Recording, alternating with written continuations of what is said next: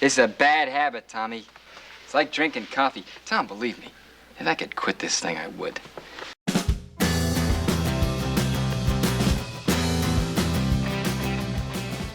Hello everyone, welcome back to the channel. Again, as always, thank you so much if you subscribed.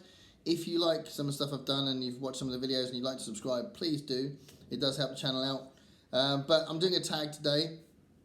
So this is a tag that I've already done once and it's been sitting on my schedule for a while, and I kind of like reschedule it to later because of like time sensitive videos I'm doing and stuff like that.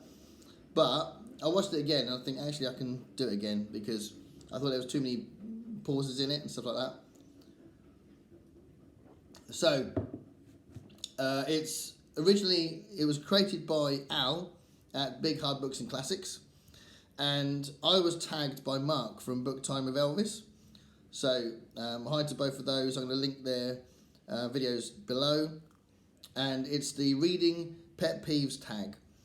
So it's not really a pet peeves thing in a way because it's kind of just descriptions about your habits with reading. But I think it's a really good tag. It's got really good questions. So this is my response to the reading pet peeves tag. It's only 7 prompts. So the first prompt is, do you use audiobooks? And I don't use audiobooks. I've done a few. I did a Fire and Blood from George R.R. Martin. I listened to that and a few short stories, but I haven't done it in a big way. And I'd like to do more of it, to be honest. I think it'd be really nice to do it while I'm in the kitchen and stuff like that. I think it's a good way of getting more out of book content, but I haven't really done a lot of it yet. So yeah, I might do more of that in the future. But yeah, so do I use it? Not as a habit, but I've done it a few times. Question number 2, do you utilise your local library? Yes, I love my local library. We got about 5 small libraries, I think, in Portsmouth, and 1 big one, the Central Library, which is a really big one. And there's a really big university library as well. But the Central Library is really big and it's really cool, and you can usually find some good stuff in there. And I go in there quite frequently. I love just looking around it anyway. But I also I do always have books out and put back, obviously exchange them as I go along. And I've used them quite a lot for the Historathon this year as well. So I've quite a lot of books I'm reading for the Historathon are library books. So that's been quite useful. But yeah, definitely, I love libraries. If you have a library, please use it because I think ultimately it's a social service and therefore is always at the risk of some right-wing politician thinking it's not useful, and it is really, really important. So yeah, if you can use your library and you love books, it's a good idea to do that. Prompt number 3, do you DNF books? So in general, I'd say I don't DNF books because if I'm not getting on with a book, I tend to either try and get through it and read it really slowly and run the risk of going through a reading slump, or I'll drop it to pick up later because I usually assume it's my problem, it's me, not the book. So I figure out it might not be the right thing for me at that time, because usually the books I choose to read are usually books that I'm likely to like, if you know what I mean. There are obviously some cases where I'm just reading a classic that has a great reputation that I'm reading out of curiosity.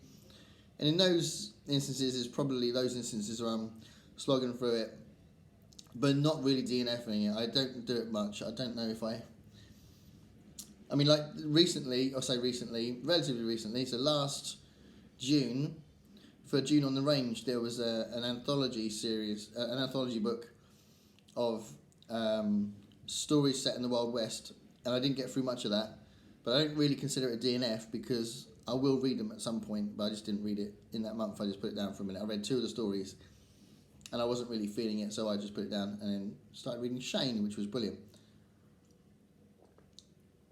So, and as far as relating DNF books to ratings, because I thought it's quite an interesting point to make as well, that when I do reviews or ratings on Goodreads, I would never, if I did not finish a book if I did DNF it, which, as I said, I don't do it very often, but if I did do it, I definitely wouldn't give it a rating or a review because you haven't read it. So sometimes the reason why I don't like DNFing is that even if the beginning's a big slog and it takes you a while to kind of get through the beginning bit, so many books, the first 50 pages are kind of setting things up and seem a bit like it's not related or it's not really working, and then it starts working either 50 pages in or 100 pages in, depending on the size of the book. And even if there's a chunk in the middle, so sometimes this happens with some of the big Stephen King books, that there might be a chunk in the middle where it seems like it's sort of slowed down and not a lot's happening, and then it seems like it's not necessarily that necessary what's in that bit of the book.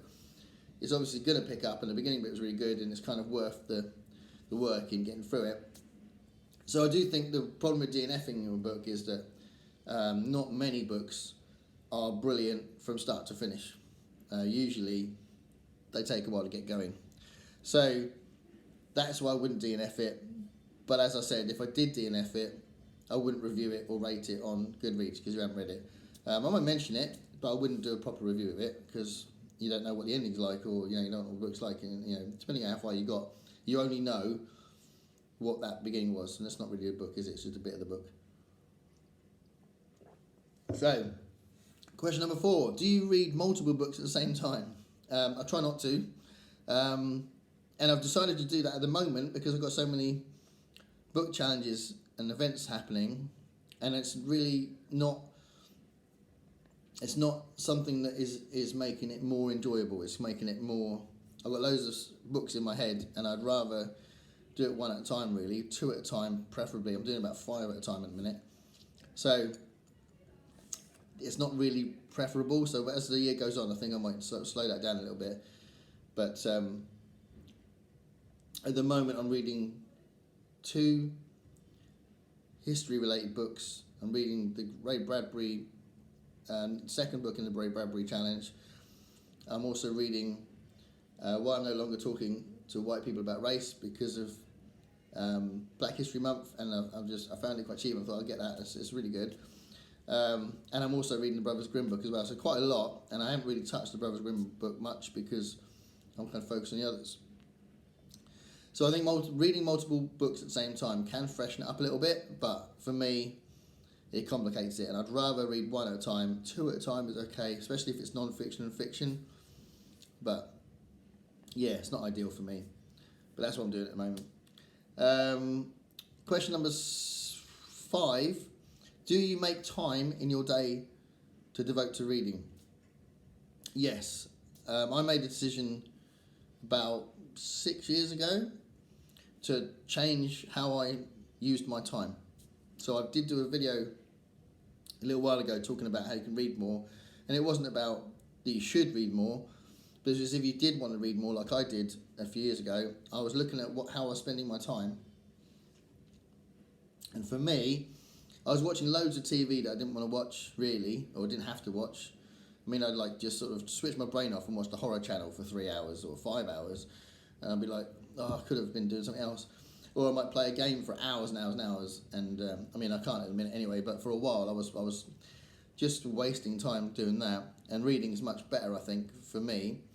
So I decided to make time to read, and I still do that. The only issue is the amount of times I make time, but I'm still tired, and I just fall asleep while I'm trying to read.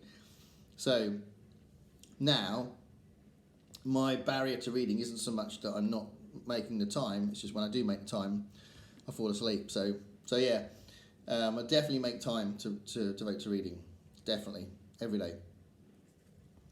Question number 6: do you dog ear books? No.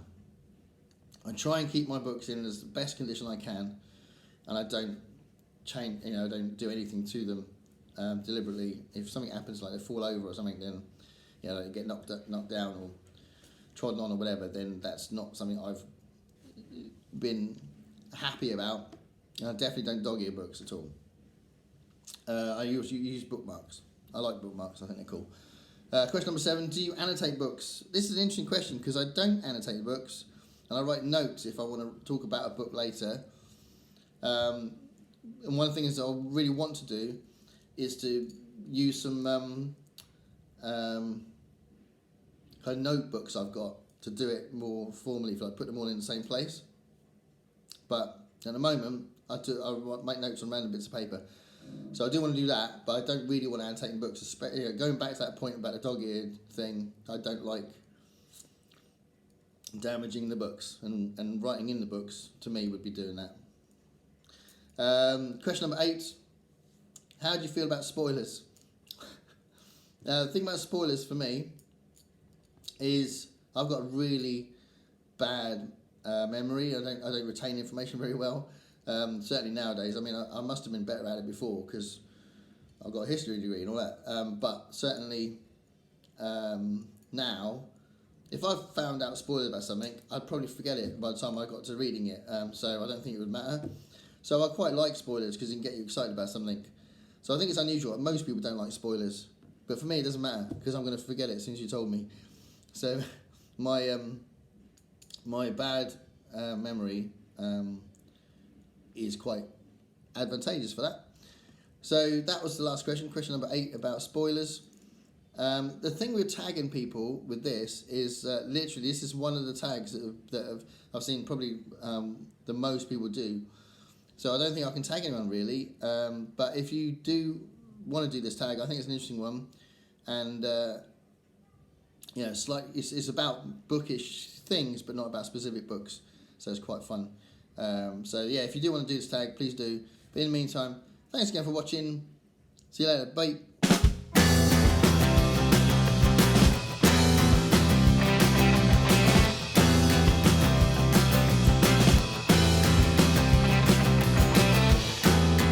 Paint me a picture